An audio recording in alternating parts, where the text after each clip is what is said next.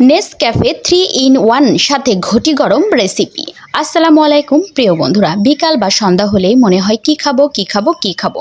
তো যাই হোক, আমি আগে একটু ঘটি গরম খেয়ে নিই আর 1 কাপ চা খেয়ে নিই, তারপরে আপনাদের সাথে আজকে ঘটি গরমটা শেয়ার করব।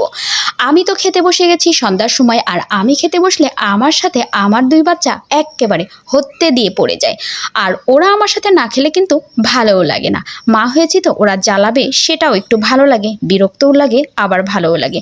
যতটা বিরক্ত লাগে ততটাই ভালো লাগে, একা একা খেতেও ভালো লাগে না। পড়তে বসাবো তাই সাথে লাঠিটাও রেডি করে নিয়েছি। আর চলে আসুন ঘটি গরম করতে। তো ঘটি গরম করতে কিচ্ছুই লাগবে না, ফ্রিজে চানাচুর ছিল, চানাচুরটা আমার কোটাতে ভরে রাখতে বিরক্ত লাগছিল, এই জন্য রেখে দিয়েছিলাম। আর আজকে আমি পেঁয়াজ মরিচ কিছুই কেটে নিইনি, জাস্ট খালি জিব্বার স্বাদ মতো লবণ, মরিচের গুঁড়া আর তেল এবং হলুদ দিয়েছি। তো চানাচুরটা প্রথমেই একটু ভেজে গরম করে নিচ্ছি, তারপরে ঘরে যদি আপনাদের পুরানো মুড়ি থাকে তাহলে ব্যাস হয়ে যাবে। সেই মুড়িটাকে চালনি দিয়ে চেলে এই তো চানাচুরটাকে ভেজে নিয়ে তারপর মুড়িটাকে ঢেলে দিলাম ঝরঝর করে।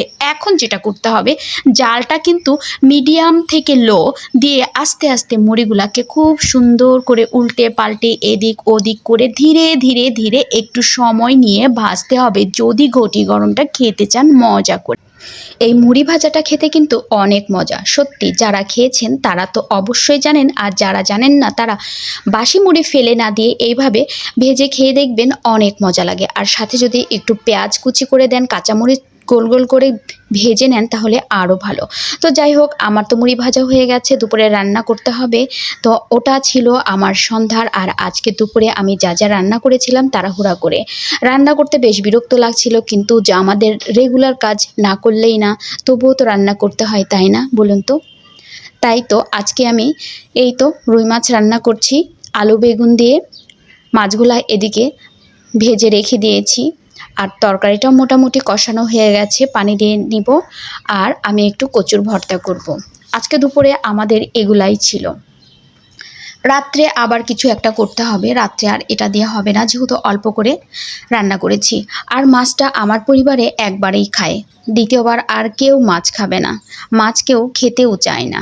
আমার মেয়ে আর আমি শুধু মাছটা খেতে পছন্দ করি, ছেলেও তেমন একটা খায় না। এই তো তরকারিতে ঝোলটা দিয়ে দিলাম, আর আমি এদিকে কচু ভর্তাটা কমপ্লিট করে নেব। কচু ভর্তাটা আমার করাই আছে, জাস্ট খালি আর একটু মাখামাখি করতে বাকি ছিল, সেটাই আর কি। কচু ভর্তাটা করার জন্য আমি শুকনো মরিচ ভেজে নিয়েছি, আর সাথে একটু রসুন ছেঁচে দিয়েছি আর কাঁচা পেঁয়াজ, তেমন কিছু না।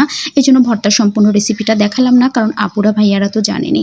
তো যাই হোক, এই ছিল আজকে আমার দুপুরের কাজকর্ম, যেটুকু আপনাদের সাথে শেয়ার করলাম। তো প্রিয় ভাই ও বোনেরা সবাই ভালো থাকবেন, আর আমার ভিডিও কাজগুলো যদি একটু ভালো লাগে প্লিজ সবাই একটু লাইক করে সাথে থাকবেন, একটু সাপোর্ট করবেন, কারণ আপনাদের একটা সাপোর্ট আমার কাজের অনেক অনুপ্রেরণা বাড়িয়ে দেয়। আল্লাহ হাফেজ।